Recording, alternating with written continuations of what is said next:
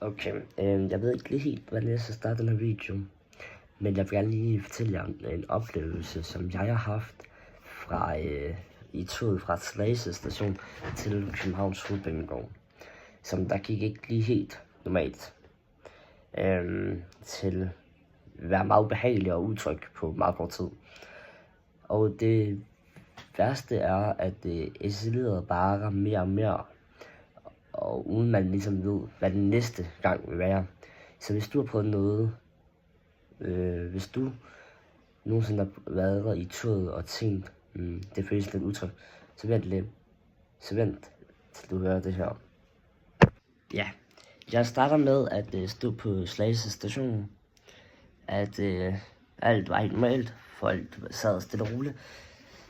Nogle kigger ud af vinduet, andre på deres telefoner. Jeg sad i midtergangen. Men så er det er så en helt almindelig togtur, men ikke lige forventet noget som helst. Vi kører mod København, og det hele er faktisk helt stille og roligt. Da vi så rammer Køge Nord station, stiger der en passager ind i toget, og jeg lægger ikke mærke til noget specielt i starten, men hurtigt begynder hun at råbe og være meget højlyttende.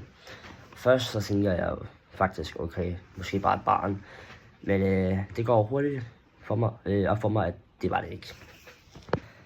Personen sætter sig ned, men stopper ikke med at råbe. Det er ikke bare sådan lidt snakhøj.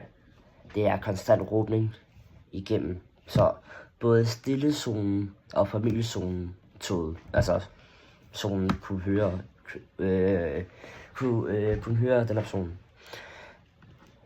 Og man kan mærke med det samme, stemningen ændrer sig bare lidt efter lidt.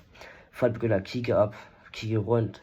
Ingen siger noget, men alle tænker lidt det samme, tror jeg. Og så siger togkontrolløren til hende, at hun stopper med at råbe. Men det gør hun så ikke, og det bliver det heller ikke bedre af. Faktisk fortsætter det bare. Og nu begynder det at være lidt mere utryg, da hun begynder at råbe af personalet og sige alle mulige skældsord til personen.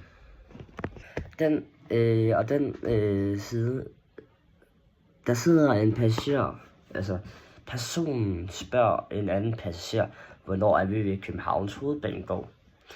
Der bliver svaret, det er vi cirka 12:28, men personen fortsætter stadig med at råbe bagefter.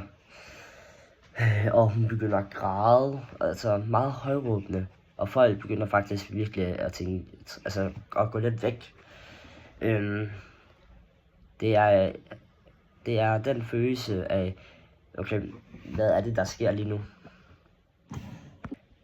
Da der så bliver sagt næste station, København Syd, så bliver det endnu værre. Personen begynder så at råbe København igen og igen. Og der bliver sagt, togpersonale forsøger flere gange at få en til at falde ro på situationen. Men det virker ikke. Og på et tidspunkt så går det igennem personen, at togkontrolløren altså, bliver ved med at råbe af den her togkontrollør, der faktisk bare gør sit arbejde og lægger ansigt op med ham. Så spørger hun så lufthavnen, jamen så skal du af. Og så, altså det var helt kaos, altså. Togkontrolløren prøver stadigvæk at holde ro og få personen væk fra, altså det vil jeg ikke. Og så siger den der togkontrollør, næste station, så er der ikke. Ja. Det er en meget underlig tur, det her. Da vi endelig ankommer til Københavns Hovedbanegård, så bliver det lidt mere kaotisk. Personen kan ikke finde ud af at åbne døren, så hun sparker på døren, og åbner altså slår og sparker på døren, i stedet for bare at åbne den. Meget mærkeligt. Og lige der gik det bare for mig at holde en helt normal togtur kunne ændre sig så hurtigt. Fra ro til noget, der føles virkelig utryg. Og det er der nok, det er nok noget, der sidder fast på mig i noget tid. Har I nogensinde oplevet noget lignende i togbus, eller bare i offentlig transport, eller i det offentlige rum, så skriv i kommentaren. Jeg vil rigtig gerne høre, hvad I har oplevet. Og tak fordi I så med.